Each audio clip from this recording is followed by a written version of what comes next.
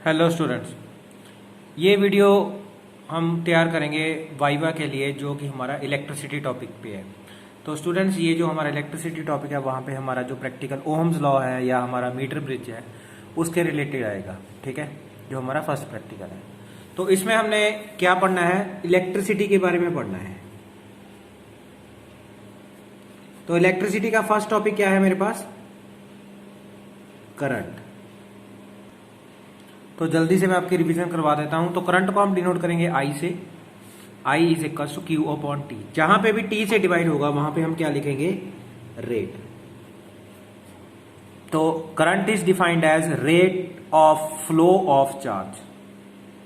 Q क्या है, charge, T क्या है, टाइम। तो ये यूनिट्स क्या हो गए, I is equal to 1 coulomb by 1 second. तो चार्ज के यूनिट्स क्या है, कूलम, टाइम के क्या है, सेकेंड्स। तो 1 एम्पियर की डेफिनेशन क्या होगी, 1 ampere is defined when 1 coulomb of charge flow in 1 second. Simple definition. ठीक है, तो करंट मेजर करने के लिए डिवाइस कौन सी होती है हमारे पास, एमीटर। ठीक है, तो इसका सिंबल क्या है मेरे पास, ए, पॉजिटिव नेगेटिव। जो हमारा प्रैक्टिकल में पॉजिटिव होता है उसका कलर होता है रेड, दूसरा हमारा होता है ब्लैक का। तो एमीटर को हमने कैसे लगाना है, इन सीरीज। ठीक है, सीरीज में क्यों लगाते हैं, तो अगर एक्सटर्नल पूछ रहा है तो आप बोल सकते हो कि क्योंकि इसकी जो रेजिस्टेंस होती है वो होती है लो। और जो आइडियल एमीटर होता है, ideal, for ideal ammeter resistance is approximately equal to 0 ohms। ठीक है, तो हमारे पास कन्वर्जन कौन सी है, 1 MA is equal to 10⁻³ amperes and 1 μA is equal to 10⁻⁶ amperes. ठीक है, इनमें से जो बड़ा है ये ग्रेटर है, ये स्मॉलर है। ठीक है, उसके बाद आते हैं स्टूडेंट्स हम सेकंड टॉपिक पे। सेकंड टॉपिक है हमारा पोटेंशियल डिफरेंस, जिसको हम बोलते हैं V। तो फॉर्मूला क्या है, W/Q। W क्या है हमारे पास, वर्क डन। Q क्या है, चार्ज। तो हमारा वर्क डन कैसे होगा, हमारा वर्क डन जो हमारी बैटरी होती है, बैटरी का जो हमारा टर्मिनल्स होते हैं पॉजिटिव एंड नेगेटिव, तो चार्ज हमारा पॉजिटिव से नेगेटिव फ्लो करता है। ये जो वर्क डन करेगा उसको वोल्ट्स कहेंगे या पोटेंशियल डिफरेंस कहेंगे। ठीक है, तो वर्क डन के यूनिट्स क्या हैं, जाउल्स, और चार्ज के क्या है, कूलम्स। तो V for volts, volt is equal to 1 joule by 1 coulomb. ठीक है, तो ये 1 वोल्ट की क्या आ गई, फॉर्मूला बन गया। तो 1 वोल्ट की definition means 1 volt is defined when 1 joule of work is done by 1 coulomb of charge. तो पोटेंशियल डिफरेंस की डेफिनेशन क्या होगी, potential difference is defined as the work done on moving a charge from higher potential to lower potential. मैं दोबारा repeat कर देता हूं, it is the work done on moving a charge from higher potential to lower potential. ठीक है, तो हमारे पास जो डिवाइस है वो है वोल्ट मीटर। यहां पे हमने सीरीज लगाया था, यहां पे क्या लगाएंगे, पैरेलल। और ये हमारा होता है V, positive negative, positive red colour का और ये ब्लैक कलर का। इसको पैरेलल में क्यों लगाते हैं, क्योंकि जो इसकी रेजिस्टेंस होती है वो होती है हाई। तो आइडियल वोल्टमीटर की रेजिस्टेंस क्या होती है, अप्रोक्सीमेटली इक्वल टू इंफिनिटी, क्योंकि हाई में इंफिनिटी आएगा, अगर लो है तो अप्रोक्सीमेटली 0 एमीटर के लिए।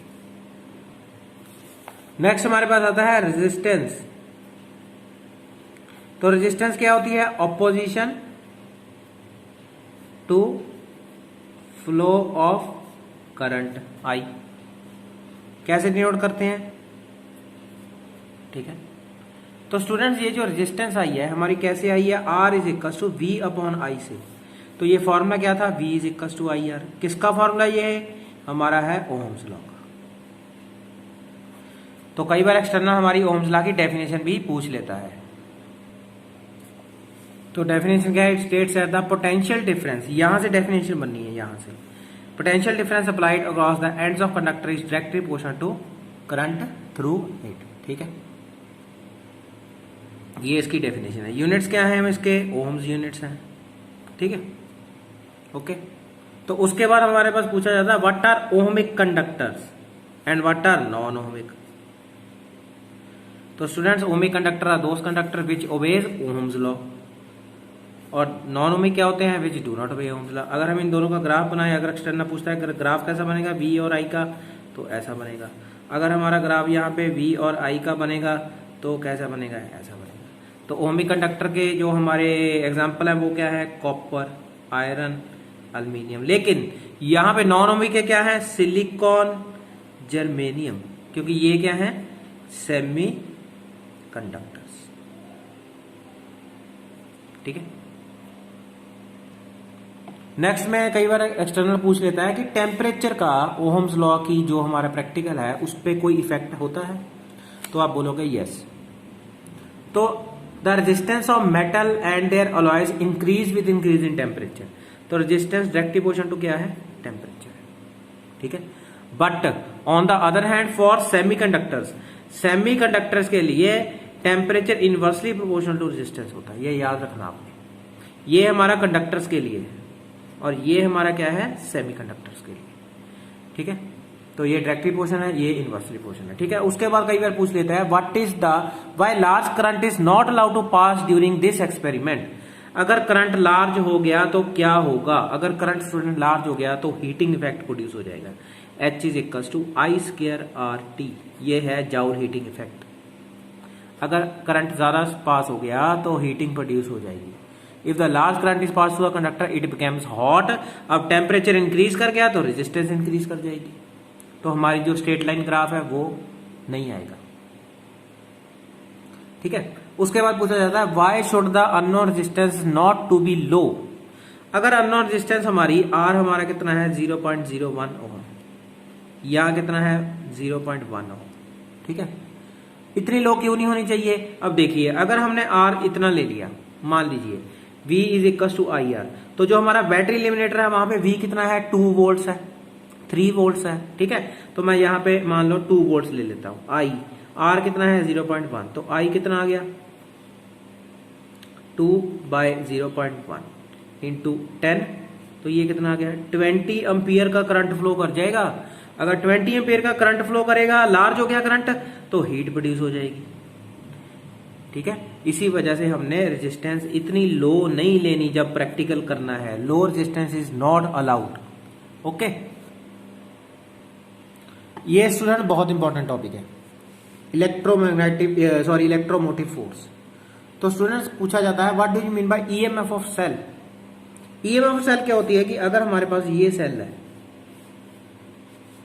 यहां पे हमने प्लस और नेगेटिव टर्मिनल शो किए हैं, यहां पे लिखा है 6 वोल्ट। तो the potential difference across the terminal of cell when no current is drawn. No current का मतलब है नो सर्किट या ओपन सर्किट। ठीक है। अगर हमने सर्किट को ऑन कर दिया, यहां पे कोई बल्ब लगा दिया, तो वो हमारी क्या होगी, वो हमारी होगी टर्मिनल पोटेंशियल। टर्मिनल पोटेंशियल और इलेक्ट्रोमोटिव फोर्स में यही फर्क है ईएमएफ सेल में, कि ईएमएफ ऑफ सेल होती है ओपन सर्किट में, जिसमें करंट नहीं फ्लो कर सकता, लेकिन टर्मिनल पोटेंशियल में करंट फ्लो करता है। ठीक है। तो टर्मिनल पोटेंशियल क्या क्या होगा, अगर हम यहाँ पे ये सेल है, इसके ऊपर मैंने यहाँ पे एक बल्ब लगा दिया और यहाँ पे कितना करंट ले रहा है वो एम्पियर्स में आएगा, और यहाँ पे वोल्टेज कितनी हुई है हमारी 6 वोल्ट की वोल्टेज, ये सेल कितनी 6 वोल्टेज ले रहा है, वो हमारी होगी terminal potential when the circuit is closed. ठीक है। ये हमारा हो गया ईएमएफ। इस पे क्वेश्चन जरूर पूछा जाएगा। What is rheostat, on what principle does it work. तो ये आपको रियोस्टेट का डायग्राम नजर आ रहा है, आपने प्रैक्टिकल में देखा, लैब में देखा होगा कि रियोस्टेट कैसे काम करता है। तो रियोस्टेट क्या होता है, it is a variable resistance. ठीक है। क्या होती है, वेरिएबल रेजिस्टेंस। तो डायग्राम में नजर आ रहा है आपको कि ये जो रियोस्टेट है इसमें वायर वाउंड की होती है। तो ये इसका प्रिंसिपल क्या है, R directly proportional to L. तो on what principle it works on the principle of resistance is directly proportional to length. जितनी लेंथ ज्यादा उतनी रेजिस्टेंस ज्यादा। ठीक है। उसके बाद पूछा जाता है व्हाट इज रेजिस्टिविटी या डिफाइन रेजिस्टिविटी। तो rho is equal to R A by L. ठीक है। तो यहां पे अगर हम एरिया 1 मीटर स्क्वायर ले लें और लेंथ 1 मीटर ले लें, तो ये दोनों चीजें यहां पे 1 पुट कर दूंगा मैं, तो रो क्या आ जाएगा आर। तो यहां से हमें रेजिस्टिविटी की डेफिनेशन मिलेगी। Resistivity is the resistance, resistivity is equal to the resistance of the material having area 1 metre square and length 1 metre. तो इसकी शेप क्या होगी, इसका एरिया 1 मीटर स्क्वायर है, मीन्स जितनी लेंथ है उतनी ब्रेड्थ है, तो क्या बन जाएगा, ये एक तरह की ऐसी बॉडी बन जाएगी, स्क्वायर शेप बन जाएगा। ठीक है, इसकी जितनी रेजिस्टेंस होगी वो रेजिस्टिविटी के इक्वल होगी।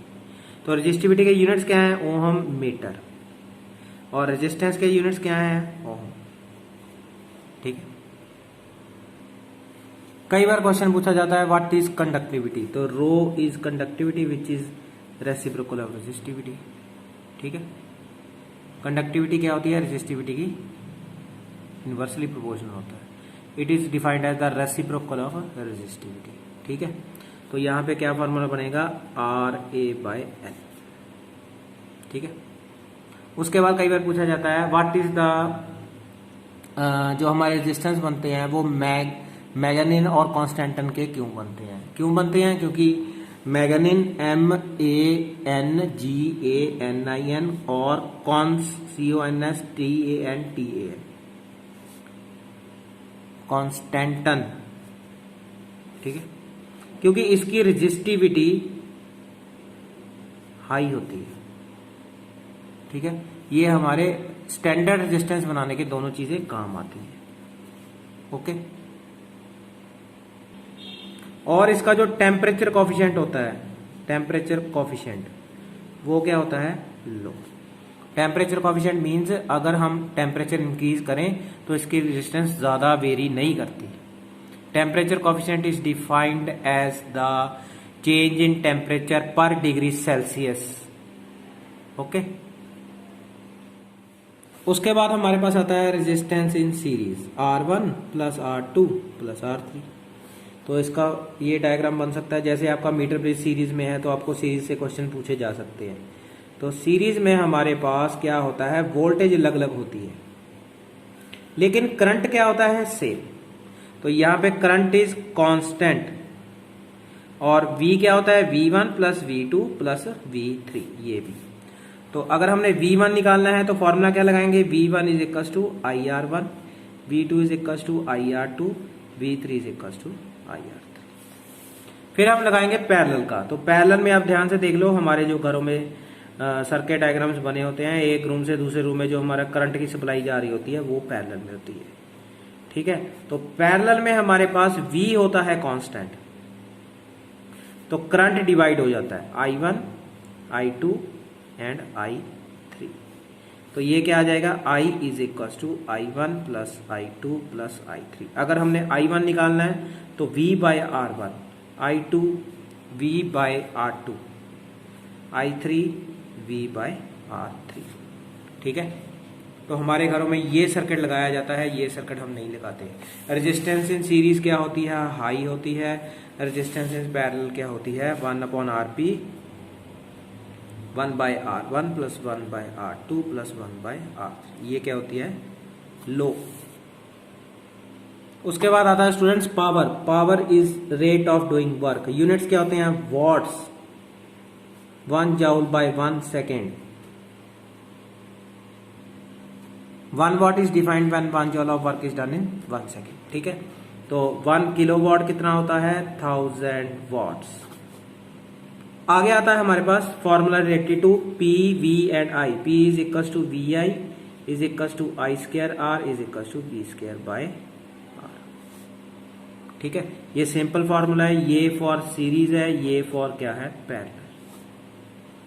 ठीक है, उसके बाद आता है electrical energy, E is equal to P into T, power time, power in kilowatt, time in hours. तो E क्या, यूनिट्स क्या आएंगे, किलोवाट आवर। स्टूडेंट्स, ये जो इलेक्ट्रिकल एनर्जी होती है ये है energy consumed by appliance in 1 hour. इसमें हम क्या निकालते हैं, बिल निकालते हैं। जो हमारे घरों में बिल होता है वो निकालते हैं। किससे निकालते हैं, एनर्जी मीटर से। जो हमारे घरों में मीटर लगे होते हैं ना, जिससे रीडिंग आती है, वो उसको बोलते हैं एनर्जी मीटर। तो ठीक है, तो 1 kilowatt hour is equal to 1000 watt into 60 into 60 seconds. Means kilowatt को मैंने वॉट्स में कन्वर्ट कर लिया, आवर को मैंने सेकंड्स में कन्वर्ट कर लिया। 3 6 1 2 3 4 5 इंटू 10⁵ जाउस। वॉट इंटू सेकेंड होता है जाउस होता है, ठीक है। उसके बाद हीट प्रोड्यूस के फॉर्मूले क्या थे, H is equal to V I T is equal to I square R T is equal to V square T by R. Heat produce के यूनिट्स जाउस, ठीक है।